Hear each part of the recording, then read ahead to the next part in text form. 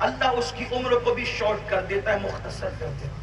چہرے کی رونق گئی، رزق سے برکت گئی، عمر کم ہو گئی۔ اور آخرت میں جو تین اس پر مصیبتیں ہیں، نمبر ایک، اللہ اس کا حساب سختی سے لے گا، اللہ اس کے ساتھ کلام نہیں فرمائے گا، اور وہ دائمی طور پر عذاب کے اندر مبتلا رہے گا۔ دائمی سے مراد بہت دیر تک، بہت لمبی مدت تک، بہت دیر تک وہ عذاب میں مبتلا رہے گا۔ اور عذاب بھی کیسا؟ فقی ابو اللہ سمرقندی رحمت اللہ تعالی علیہ لکھتے ہیں، جہنمی جب جہنم میں جائیں گے تو سب کا حال برا ہوگا، لیکن وہ زانی، وہ بدی اور بدکاری کرنے والے جب جہنم میں داخل کیے جائیں گے تو ان کے ہاتھوں میں آگ کی زنجیریں ہوگی، آگ کی زنجیر۔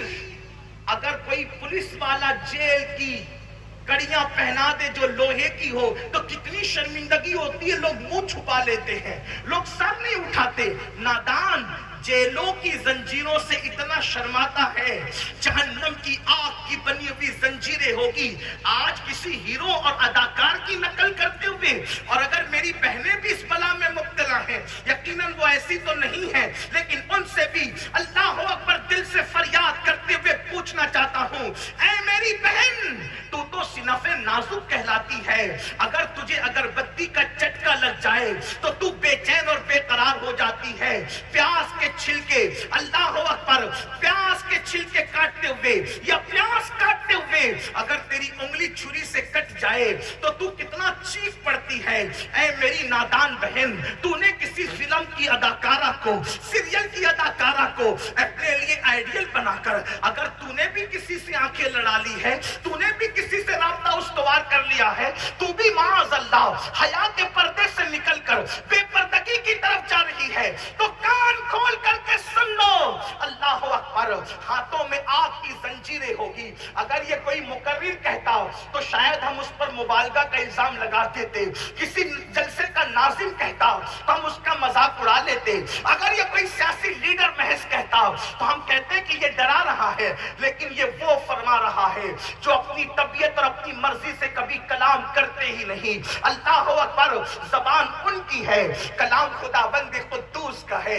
اللہ اکبر، جس نے اپنی طبیعت سے کبھی کچھ کہا ہی نہیں، میرے آقا، وہ زبان جس کو سب کن کی کنجی کہے، اس کی نافذ حکومت پہ لاکھوں سلام، وہ دہن جس کی ہر بات وحی خدا، چشمہ علم و حکمت پہ لاکھوں سلام۔ مسلمانوں، تمہیں ڈر نہیں لگتا؟ اے میری قوم کے جوانوں، اپنے نازک سے وجود پر تمہیں رحم نہیں آتا؟ او نادان، دوسروں سے نفرت کرتے کرتے کیا تمہیں اپنے جسم سے بھی محبت نہ رہی؟ مئی کی گرمی کی تپش برداشت نہیں کر سکتے؟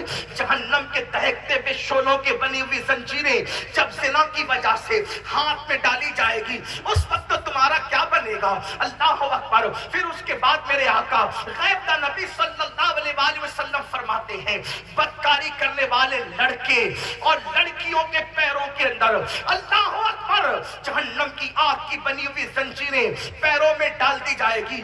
اسی پر بس نہیں، آگ کا بنا ہوا کرتا، آگ کا بنا ہوا لباس ان بدکاری کرنے والوں کو پہنایا جائے گا۔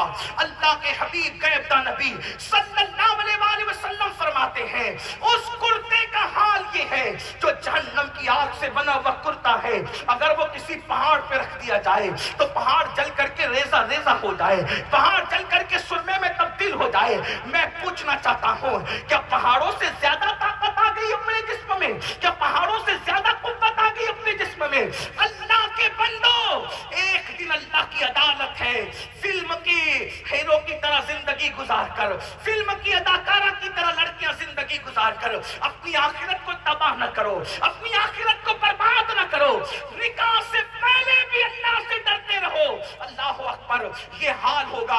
اسی پر بس نہیں، بلکہ میرے اور آپ کی آقا غیب کا نبی صلی اللہ علیہ وآلہ وسلم ارشاد فرماتے ہیں، اس کا حال یہ ہوگا، اس کی کیفیت یہ ہوگی جنہوں نے زنا کیا ہوگا کہ اللہ اکبر ان کی شرمگاہوں پر آگ بھری جائے گی، اللہ اکبر ان کی آنکھوں میں آگ کی سلاخیں ڈالی جائے گی۔ ذرا سوچو تو صحیح، اللہ اکبر میرے آقا صلی اللہ علیہ وآلہ وسلم کے دیوانوں، اگر آنکھ میں تنکا چلا جائے آنکھ رو پڑتی ہے، آنکھ میں پیاس کے اگر اللہ اکبر وہ ننھے ننھے سے باریک باریک ذرات پیاس کاٹتے وقت چلے جائے آنکھ بے چین ہو جاتی ہے، آنکھ میں دھول چلی جائے آنکھ لال لال ہو جاتی ہے، آنسو بہانے لگتی ہے۔ ہائے ہائے، زنا کرنے کے بدلے میں، بدکاری کرنے کے بدلے میں جب ان آنکھوں کے اندر جہنم کی آگ کی سلاخیں ڈالی جائے گی، اس وقت انجام کیا ہوگا، اس وقت کے حالات کیا ہوں گے؟ مگر یاد رکھنا، بڑی معذرت کے ساتھ کوئی بچانے والا نہیں ہوگا۔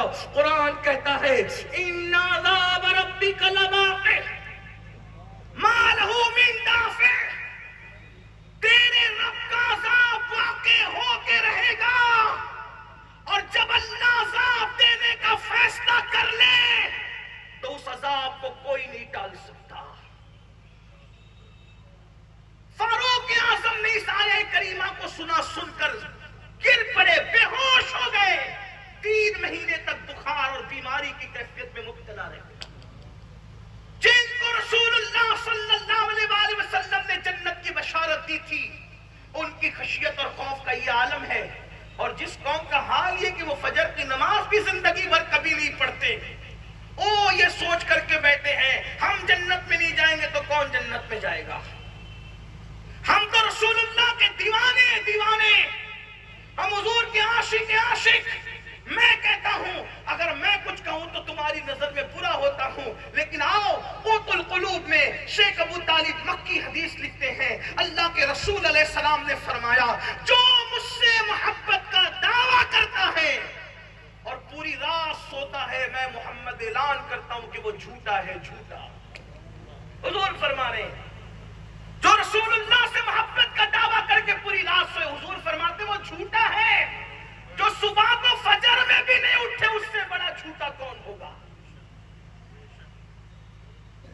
عاشقوں کی تو پہچان یہ ہے، اپنے جیسے انسان سے پیار ہو جائے تو راتوں کو نیند نہیں آتی۔ ہمیں محبوب خدا سے کیسا عشق ہوا ہے کہ فجر میں اپنی نیند نہیں کھلتی۔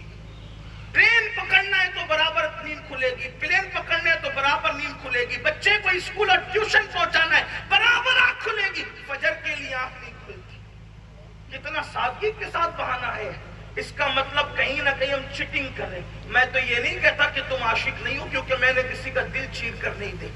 سب سے بڑا مجرم اور بد عمل تو میں ہی ہوں، میں کسی پہ کیا انگلی اٹھا سکتا ہوں؟ لیکن اتنا ضرور کہوں گا، اللہ کے رسول علیہ السلام نے جن کو دنیا میں جنت کی بشارتیں دی تھی، وہ عذاب کی آیتیں سن کر 3 مہینے تک بیمار ہیں، اور ہم عذاب کا ذکر سن کر کے ہنستے ہیں۔ مولانا ہم کو ڈرا رہے، مولانا ہم کو ڈرا رہے، کیا اللہ غفور الرحیم نہیں ہے؟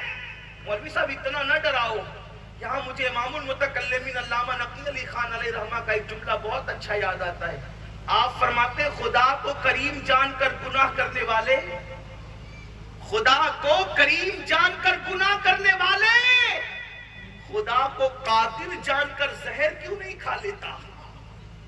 جیسے وہ کریم ہے تیرے گناہ پر تجھے جنت دے سکتا ہے، ویسے وہ قادر بھی تو ہے، زہر پر تجھے زندگی بھی دے سکتا ہے۔ لیکن تو نے خدا کو قادر جان کر کبھی زہر نہیں کھایا، اور خدا کو کریم جان کر تو گناہ کر رہا ہے۔ اس کا مطلب اس کی صفت رحیمی کا تو کتنا مذاق اڑا رہا ہے، اس کی صفت عفو کا تو کتنا مذاق اڑا رہا ہے۔ سن لو، اللہ کی محبت جس کے دل میں جتنی زیادہ ہوگی وہ اتنا زیادہ اللہ سے ڈرے گا، اس کے دل میں اللہ کا خوف اتنا زیادہ ہوگا، تو ڈر نہیں لگتا۔ وہ جہنم کے دہکتے ہوئے شعلے، اللہ کے رسول فرماتے آنکھوں کے اندر آگ کی سلاخیں ڈالی جائے گی، یہ کہ تو زنا کرتا تھا۔ بعض تو ایسے بھی بدماش وہاں ہوں گے، حدیث پاک میں آتا ہے، کہیں گے مولا میں نے کوئی گناہ نہیں کیا، اللہ فرمائے گا اس کی زبان کو چپ کر دو۔ قرآن کہتا ہے وَتُكَلِّمُنَا أَيْدِيهِمْ وَتَشْهَدُ أَرْجُلُهُمْ بِمَا كَانُوا يَكْسِبُونَ، زبان چپ کر دی جائے گی اور کلام کریں گے اس کے اعضاء. پھر ہاتھ کہے گا مولا میں نے تو حرام پکڑا تھا. پیر کہے گا مولا میں حرام کی طرف چل کر گیا تھا. ران کہے گی میں نے زنا کیا تھا. آنکھ کہے گی میں نے پاپ کیا تھا. اللہ فرمائے گا فرشتے دو فرشتے. ایک فرشتہ کہے گا میں نے لکھا تھا, میں نے سنا تھا. اللہ فرمائے گا بندے میں تیرا ہر گناہ جانتا تھا لیکن میں نے پردہ پوشی کی تھی. زمین کہے گی میں نے تو دیکھا تھا. اللہ فرمائے گا اس نے میری پردہ پوشیوں کے باوجود توبہ نہیں کی, اس کو منہ کے بل گھسیٹتے ہوئے جہنم میں لے جاؤ. اس وقت ناکامیوں کا کیا حال ہوگا؟ اور قوموں کی طرح ہم نہیں ہیں. یہ تو زنا کی بات ہوئی. دوسری بدکاری جو قوم لوط کا عمل لوگ کرتے ہیں وہ تو اور اس سے برا ہے عذاب کے اعتبار سے. اللہ کے رسول صلی اللہ علیہ وآلہ وسلم ارشاد فرماتے ہیں جب کوئی مرد کے ساتھ بدی کرتا ہے تو شیطان خدا کا غضب دیکھ کر وہاں سے شیطان بھاگ جاتا ہے. شیطان بھاگ جاتا ہے وہاں سے اللہ کے غضب کو دیکھ کر. اور فرشتے دیکھتے ہیں کہ ابھی آسمان زمین پہ گر پڑے گا اس گناہ کی وجہ سے. آسمان زمین پہ گر پڑے گا. آسمان کے کنارے لرزنے لگتے ہیں. قریب ہوتا ہے کہ آسمان زمین پہ گرے. فرشتے آسمان کے کنارے پکڑ کے قل ہو اللہ شریف کی تلاوت کرنا شروع کر دیتے ہیں. حتیٰ کہ جب زمین کے اوپر کوئی مرد کے ساتھ عورت کے ساتھ بدی کرے تو اس وقت اللہ کا عرش بھی کانپنے لگتا ہے. جانور بھی یہ کام نہیں کرتے سوائے سور اور خنزیر کے. اسی لیے فرمایا گیا جو اس فعل بد میں مبتلا ہوگا وہ کہیں بھی مرے گا اس کی قبر سے اس کو نکال کے وہاں لے جا کر پھینک دیا جائے گا جہاں قوم لوط پر عذاب آیا تھا. قرآن کہہ رہا ہے ڈرو اللہ سے ڈرو. مطلب شادی سے پہلے ڈرو, پاک دامن رہو. لڑکے بھی رہے لڑکیاں بھی رہے. ایک روایت مجھے یاد آتی ہے, صاحب درۃ الناصحین لکھتے ہیں علامہ عثمان ابن حسن, جس کو میں اپنے الفاظ کے جامع میں پیش کرتا ہوں اختصار کے ساتھ. دیکھو جوانی دیوانی ہی ہوتی ہے لیکن اگر دونوں میں کوئی ایک اللہ سے ڈرے تو لڑکیاں بھی پھسل نہیں سکتی, لڑکے بھی پھسل نہیں سکتے. شادی سے پہلے پاک دامن رہو.